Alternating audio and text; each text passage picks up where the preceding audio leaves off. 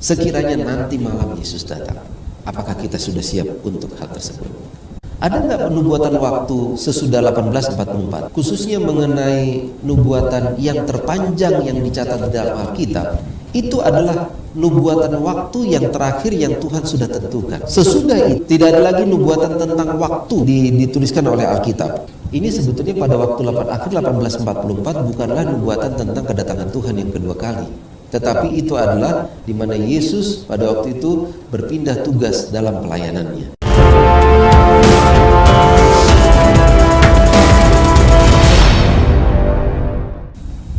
Halo, selamat datang di diskusi kami tentang peristiwa akhir zaman. Saya Master Guide Gusti Rafaela sebagai pembawa acara dan panelis adalah Master Guide Pendeta Samuel Mangunsong.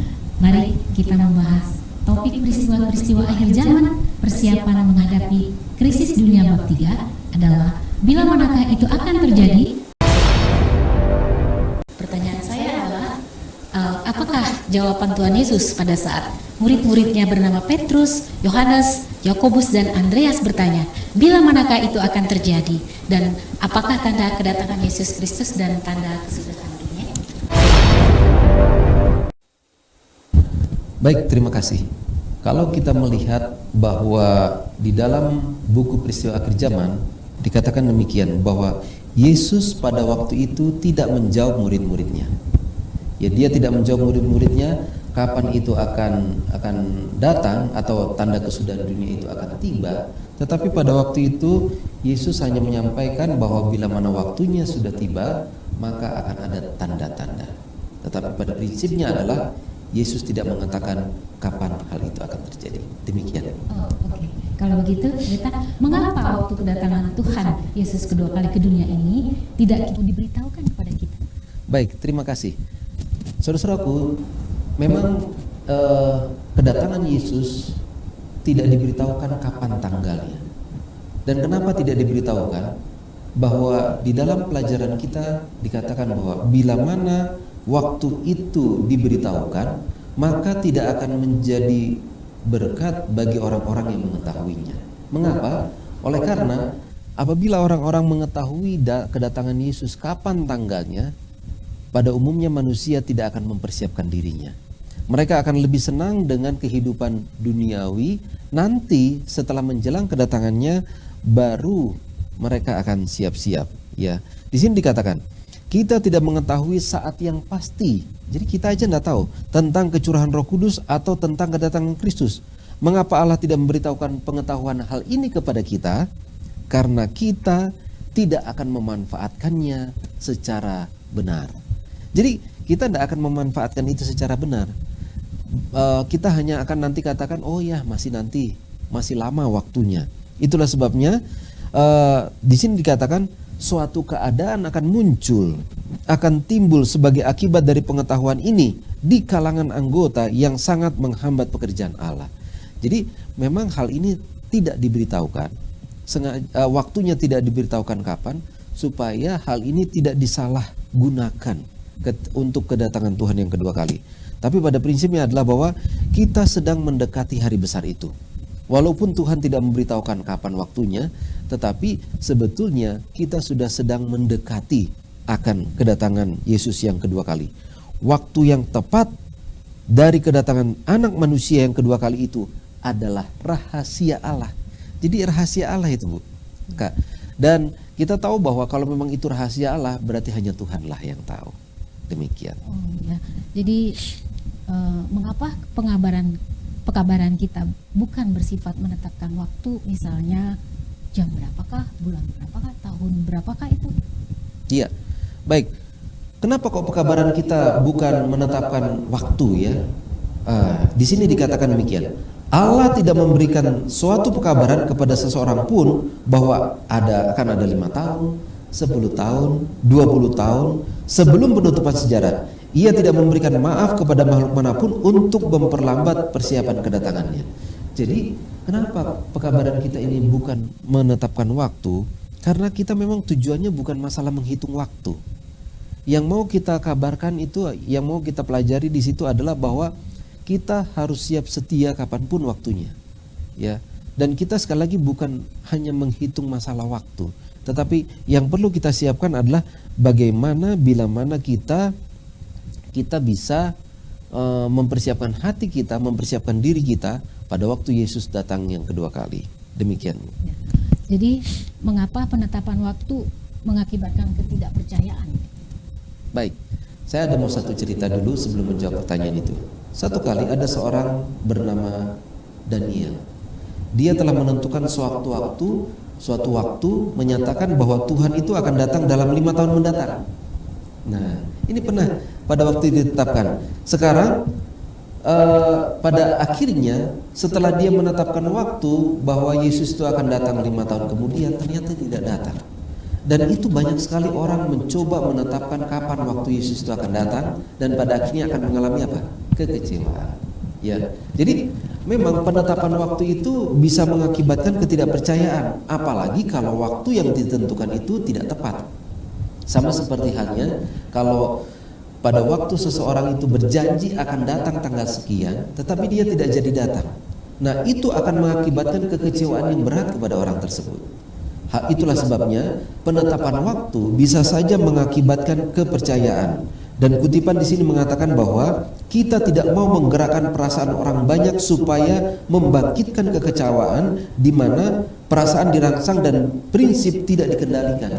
Jadi dalam hal ini penetapan waktu itu boleh jadi mengajak seseorang. Kalau di sini bahasanya adalah membangkitkan kekacauan, ya, membangkitkan kekacauan oleh karena mereka berharap bahwa waktu yang ditetapkan itu tiba, tapi ternyata tidak datang. Jadi memang harusnya kita bukan lagi belajar masalah kapan waktunya, tetapi yang harus kita pelajari adalah bagaimana bila mana waktunya akan tiba, ya. Tetapi ingat, di sini dikatakan akan selalu ada pergerakan-pergerakan yang fanatik dan palsu untuk mencoba menentukan tanggalnya. Jadi sebagai umat-umat Tuhan, kita tidak perlu percaya tentang hal itu. Yang justru harus kita lakukan adalah bagaimana diri kita apabila sekiranya besok Yesus datang, sekiranya nanti malam Yesus datang, apakah kita sudah siap untuk hal tersebut? Demikian. Oke. Jadi kalau begitu, adakah nubuatan tentang waktu sudah tahun 1844 masa kekecewaan? Baik, terima kasih. Ini pertanyaan yang sangat bagus. Ada nggak penubuatan waktu sesudah 1844? Akhir dari 2300 pagi dan petang, khususnya mengenai nubuatan yang terpanjang yang dicatat di dalam Alkitab, itu adalah nubuatan waktu yang terakhir yang Tuhan sudah tentukan. Iya. Sesudah itu tidak ada lagi nubuatan waktu kapan kedatangan Yesus yang kedua kali, atau tidak ada lagi nubuatan tentang waktu, ya, tentang waktu yang dituliskan oleh Alkitab. Karena apa? Karena kalau kita perhatikan bahwa nubuatan waktu itu ini sebetulnya pada waktu akhir 1844 bukanlah nubuatan tentang kedatangan Tuhan yang kedua kali, tetapi itu adalah di mana Yesus pada waktu itu berpindah tugas dalam pelayanannya. Jadi prinsipnya adalah bahwa sesudah tahun 1844 tidak ada lagi nubuatan waktu, ya. Orang banyak boleh jadi mendapat pekabaran lain soal kepastian waktu, tetapi ingat bahwa setelah jangka waktu ini atau setelah 2300 pagi dan petang yang meliputi kurun waktu tertentu, maka tidak akan ada lagi nubuatan waktu sesudah 1844. Demikian. Ya, kalau begitu setiap orang pasti mengharapkan kedatangan Kristus pada zamannya. Bahkan pada zaman Ellen G. White masih hidup. Dan bagaimana untuk waktu sekarang ini? Baik. Pada zaman Ellen G. White memang orang mengharapkan kedatangan Kristus pada zamannya. Pertanyaannya tadi adalah bagaimana hanya dengan orang pada zaman sekarang ini? Ya, orang pada zaman sekarang ini pun sangat mengharapkan kedatangan Tuhan. Ya, ada yang betul-betul mempelajari itu dari Alkitab, tapi ada juga orang yang terlalu sibuk dengan kesibukannya di tengah waktu di mana mereka sebetulnya mengharapkan kedatangan Tuhan. Tetapi ingatlah bahwa walaupun sekarang ini sama seperti halnya zaman Ellen G. White banyak yang menantikan kedatangan Tuhan, tetapi setan akan berusaha untuk mengalihkan pikiran manusia di dalam menantikan kedatangan Tuhan. Mengalihkannya bagaimana? Dengan cara kesibukan, dengan cara hal-hal yang tidak perlu yang dilakukan, dan tanpa disadari waktunya sudah sungguh sangat dekat. Di sini dikatakan, sungguh tidaklah bijaksana bahwa waktunya sangat singkat, bahaya akhir zaman sudah datang menimpa kita, dan boleh jadi dengan umur dunia sekarang ini, sementara babak dunia segera berakhir dan memasuki masa kesusahan yang tidak pernah terjadi sebelumnya. Jadi artinya bahwa waktunya itu memang sudah sangat dekat. Kalau kita lihat tadi terakhir adalah 1844, sudah lebih dari 170 tahun. Nah, sekarang ini waktunya sudah lebih dekat lagi. Jadi itulah sebabnya kita memang harus semakin lebih siap lagi bila mana Yesus datang yang kedua kali. Oke. Tapi sebenarnya kenapa ada penundaan kedatangan Yesus Kristus? Ya, terima kasih. Ini pertanyaan yang sangat bagus. Apakah memang ada penundaan? Ya, kalau kita mempelajari bahwa di dalam kehidupan manusia, boleh jadi manusia itu harusnya siap kapanpun Yesus datang yang kedua kali. Ya, siap kapanpun datang yang kedua kali. Tetapi kita coba ambil contoh dari kehidupan orang-orang Israel pada waktu mereka keluar dari tanah Mesir menuju ke tanah Kanaan. Harusnya waktu yang mereka tempuh itu hanyalah 40 hari. Tetapi oleh karena adanya roh persungutan, tidak berterima kasih, mereka selalu meminta apa yang sesuai dengan keinginan mereka, maka pada akhirnya harusnya perjalanan itu bisa ditempuh dengan singkat. Tetapi oleh karena roh persungutan, maka akhirnya perjalanan itu harus ditempuh selama 40 tahun. Artinya begini, di dalam kehidupan manusia sekarang ini juga boleh jadi hal itu terjadi. Persungutan ya terjadi di antara umat-umat Tuhan, tidak berterima kasih dengan berkat-berkat yang Tuhan berikan, sehingga pada akhirnya ketika hal itu terjadi, maka yang seharusnya kedatangan Tuhan itu bisa lebih cepat, tetapi karena roh persungutan itu yang terjadi dalam kehidupan mereka, maka akhirnya apa? Kedatangan Tuhan itu tidak segera datang. Untuk itu ya, di sini dikatakan, sekiranya gereja Kristus sudah melakukan pekerjaan yang ditentukan atas penetapan Tuhan, maka sebelum ini, artinya sebelum waktu ini, seluruh dunia pasti telah diamarkan, dan Tuhan Yesus tentu sudah datang ke bumi ini dalam kuasa dan kemuliaan yang besar. Jadi sebetulnya bisa saja Yesus datang di waktu-waktu yang sebelum sekarang ini. Tetapi sekali lagi, oleh karena adanya roh persungutan, oleh karena adanya rasa tidak berterima kasih, sehingga mengakibatkan kedatangan Tuhan itu tidak segera datang. Oh, begitu, Kak. Jadi benar bahwa waktu telah berlangsung lebih lama yang kita harapkan pada permulaan pekabaran ini. Juru selamat kita tidak muncul sesegera yang kita harapkan. Tapi apakah firman Allah itu gagal? Baik, ini pertanyaan yang sangat bagus juga. Firman Tuhan itu tidak pernah gagal. Firman Tuhan itu iya dan amin. Nah, akan tetapi ya, firman Tuhan itu adalah sesuatu hal yang mana janji Tuhan itu adalah merupakan janji yang bersyarat. Iya. Di dalam satu kutipan di sini dikatakan, mungkin saja kita harus tetap tinggal di dunia ini selama bertahun-tahun lagi akibat dari pembangkangan. Sebagaimana anak-anak Israel itu, tetapi demi Kristus janganlah umatnya menambah dosa di atas dosa oleh mempersalahkan Allah karena akibat tindakan mereka yang salah. Jadi pekabaran firman Tuhan itu tidak pernah gagal. Ya, pekabaran firman Tuhan itu tidak pernah gagal. Tetapi yang jadi masalah adalah adanya tadi di sini katakan roh ketidakmenurutan. Sehingga waktunya harusnya bisa saja dipercepat atau waktunya memang sesuai dengan waktunya, tetapi oleh karena kehidupan umat-umat Tuhan pada waktu itu tidak sesuai dengan apa yang Tuhan ajarkan. Oke, kalau begitu ada pertanyaan selanjutnya, Kak Pendeta. Kristus sedang menunggu dengan kerinduan besar akan pernyataan dirinya di dalam jemaatnya. Untuk apa Tuhan Yesus menunggu? Iya, terima kasih. Untuk apa sebetulnya Tuhan Yesus menunggu? Iya. Nah, Ini memang satu hal yang menarik untuk kita bahas. Untuk apa sih sebetulnya Tuhan itu menunggu? Nah, ada satu kutipan di sini katakan, apabila tabiat Kristus sudah dipantulkan dengan sempurna oleh umatnya, barulah ia akan datang untuk mengakui mereka sebagai miliknya.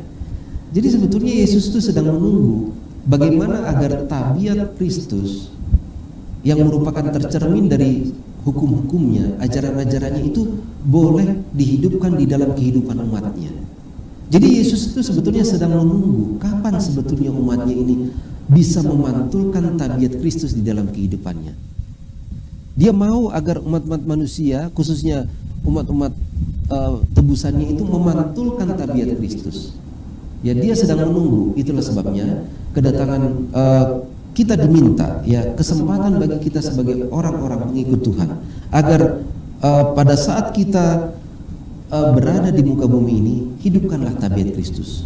Itulah yang menjadi kerinduan kita, karena pada waktu nanti kita ke surga juga, maka tabiat Kristus inilah yang akan kita bawa nanti ya pada saat kedatangannya. Ya. Sementara kemurahan Tuhan diperlunak dengan seruan kepada pertobatan, karena manusia sudah semakin jahat. Kapan batas panjang sabar Tuhan Allah kepada kita? Ini pertanyaan yang sangat bagus. Apakah ada batas panjang sabar Tuhan terhadap manusia? Kalau boleh saya katakan, apabila Tuhan sudah menetapkan waktunya nanti, maka Tuhan akan segera datang. Ya, Allah menyimpan perhitungan waktu itu mengenai bangsa-bangsa. Jadi sebetulnya di dalam kehidupan kita manusia, Tuhan itu sudah menentukan waktu-waktunya. Ya, artinya berbeda dengan batas kesabaran panjang manusia. Kalau batas kesabaran panjang manusia itu mungkin ada titik tertentu. Tetapi dalam hal ini prinsipnya adalah bahwa waktu itu sudah ditentukan. Kapan akan tiba waktunya itu sudah ditentukan waktunya. Jadi apabila itu sudah ditentukan, maka bila mana tiba saatnya nanti, itu akan Yesus akan segera datang. Di sini dikatakan bahwa bila mana waktunya sudah tiba, bahwa kejahatan telah mencapai batas kemurahan Allah yang telah ditentukan, maka panjang sabarnya pun akan berhenti. Jadi ada rupanya ya, apabila penjumlahan angka-angka dalam catatan suku bangsa menandai jumlah pelanggaran selengkapnya, murka pun akan segera datang. Jadi ada batasnya memang, ada waktunya nanti kapan Tuhan itu akan datang. Demikian. Ya, pertanyaan selanjutnya, Kak Pendeta, pelanggaran ini sudah hampir mencapai batasnya. Kekacauan memenuhi dunia dan ketakutan besar segera akan menimpa umat manusia. Apakah kiamat sudah sangat dekat? Dan apa poin yang sangat menarik? Baik. Terima kasih untuk pertanyaan ini. Memang betul. Apakah kiamat ini sudah sangat dekat ya? Kalau boleh saya membaca demikian kutipannya. Cawan kejahatan sudah hampir penuh dan keadilan pembalasan Allah segera turun ke atas orang-orang yang bersalah. Jadi memang betul bahwa kiamat memang sudah sangat dekat. Ya, sama seperti halnya gelas. Gelas itu ketika sudah diisi sedikit sampai nanti di permukaan gelas itu, maka air itu akan tumpah. Jadi waktunya pun sudah sangat dekat. Waktunya sudah sangat dekat oleh karena apa? Kejahatan manusia itu sudah begitu luar biasa. Di sini dikatakan kejahatan penduduk dunia sudah hampir memenuhi batasan ukuran kejahatan mereka, dan bumi ini sudah hampir mencapai tempat di mana Allah mengizinkan si pembinasa untuk melakukan kehendaknya di bumi. Jadi memang sudah luar biasa kejahatan, dan itu bukan hanya di tempat-tempat tertentu, tetapi sudah di banyak tempat kejahatan itu berlangsung. Jadi itu sebabnya poin apa yang sangat menarik yang harus kita lakukan, bahwa sebagai umat-umat Tuhan kita mengetahui tentang hal ini. Yang paling penting adalah kita perlu berjaga-jaga. Kapanpun waktunya kita harus selalu siap, dan janganlah kita yang justru melakukan apa? Melakukan kejahatan. Demikian. Ya, jadi poinnya adalah berjaga-jaga. Dan ini adalah pertanyaan terakhir dari saya. Apa bedanya bagi Anda dan saya kalau ia datang dalam 2, 4 atau 10 tahun lagi, tapi banyak yang sekarang ini tidak peduli dan malas dalam tugas dan pekerjaan Allah? Baik, terima kasih banyak. Nah, kalau kita perhatikan di sini bahwa kalau memang Tuhan itu datang 2 tahun lagi, 4 tahun lagi, 10 tahun lagi, nah kemudian kita melihat bahwa boleh jadi kita ada orang-orang yang tidak peduli dan malas dalam melaksanakan pekerjaan Tuhan. Disinilah waktunya kita harus membuat perbedaan. Sebagai umat-umat Tuhan, sebagai pengikut-pengikut Kristus yang mengetahui tanda-tanda kedatangan Tuhan itu sudah tidak lama lagi, sudah seharusnya lah kita harus bersedia. Ya, di sini dikatakan demikian. Kita harus mendidik diri kita sendiri untuk berpikir dan tetap menyimak babak-babak penghakiman besar yang ada di hadapan kita. Jadi kita melatih diri kita, sebagaimana halnya seorang yang akan melakukan pertandingan. Maka di dalam kehidupannya dia harus terus berlatih dan berlatih.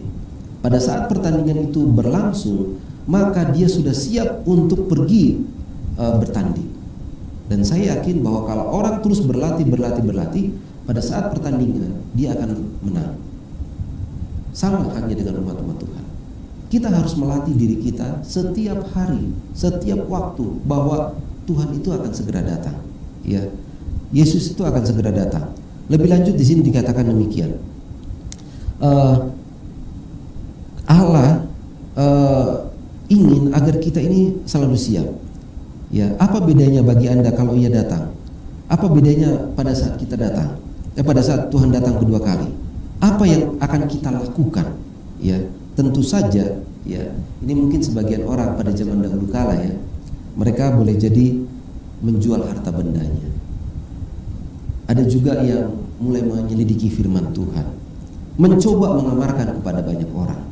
Tetapi pada prinsipnya adalah bahwa di dalam kehidupan kita, janganlah membuat kita itu menjadi cinta kepada dunia, cinta kepada apa yang ada di sekitar kita, ya. Tetapi kita harus lebih mengasihi Tuhan kita, ya.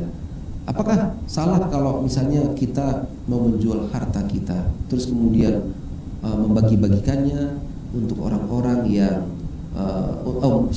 membagi-bagikannya kemudian juga kita gunakan untuk kabaran Injil? Tidak ada salah. Tetapi pada prinsipnya adalah pada saat Tuhan datang, pada saat menjelang kedatangan Tuhan, apakah kita sudah siap untuk hal itu? Jangan sampai pengalaman istri Lot ketika dia lebih mencintai hartanya, sehingga ketika disuruh keluar dari kota Sodom dan Gomora, dia tidak siap. Lalu dikatakan demikian, alangkah mementingkan diri pernyataan bahwa dia akan hidupkan kehidupan yang berbeda kalau dia mengetahui Tuhannya akan datang 10 tahun lagi. Nah, pernahkah kita berpikir bahwa kalau Tuhan nanti datang 10 tahun lagi terus kemudian kita berubah? Ya, ada kalanya inilah pemikiran dari ketika kita mencoba menetapkan waktu. Oh ya, 10 tahun lagi, 2 tahun lagi, 4 tahun lagi, ya.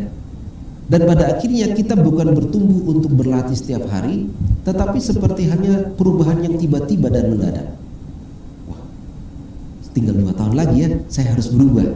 Jadi tidak tumbuh dalam kehidupannya. Nah, untuk itu di dalam tulisan ini bagian terakhir dikatakan, ini satu pelajaran bagi kita bahwa kita harus berjalan bersama Allah setiap hari, dan kita tidak akan selamat kecuali kita menunggu dan berjaga. Jadi kita tidak akan selamat kalau kita tidak menunggu dan berjaga. Tetapi pada saat kita menunggu dan berjaga, maka keselamatan akan menjadi bagian kita. Kapanpun itu waktunya, ya. Yang pasti adalah bahwa mari kita tahu Tuhan akan datang, maka kita akan lebih giat lagi di dalam melakukan pekerjaan Allah. Baik, Neta, sepertinya manusia itu yang berubah-ubah, tapi firman dan Tuhan sendiri tidak akan pernah berubah. Dari pembahasan kita, apa closing statement dari Kak? Baik, untuk kita semuanya, mari kapanpun Tuhan datang, kita selalu siap sedia. Tidak perlu kita bertanya kapan waktunya, tidak perlu kita mengetahui kapan tanggalnya, harinya, bulannya, bahkan tahunnya, bahkan jamnya, kita tidak perlu tahu. Tetapi hal yang paling penting adalah mari kita hidupkan tabiat Kristus di dalam kehidupan kita. Tuhan sedang menentukan agar tabiatnya itu hidup, agar tabiatnya itu boleh nyata di dalam kehidupan kita. Nah, kalau Tuhan menginginkan tabiatnya itu nyata dalam kehidupan kita, biarlah kita boleh tetap setia sampai pada kedatangan Tuhan yang kedua kali nanti. Inilah yang menjadi doa dan harapan kita semuanya. Amin. Puji Tuhan. Demikianlah pembahasan kami, dan jika ada di antara para pemirsa yang ingin bertanya, kami akan hubungi kami di email kami mgrmediatv.gmail.com dan kami follow, kami ada juga di Facebook Krisis Dunia, Instagram Krisis Dunia, dan TikTok Krisis Dunia. Salam sehat pada Anda semua. Tuhan Yesus memberkati.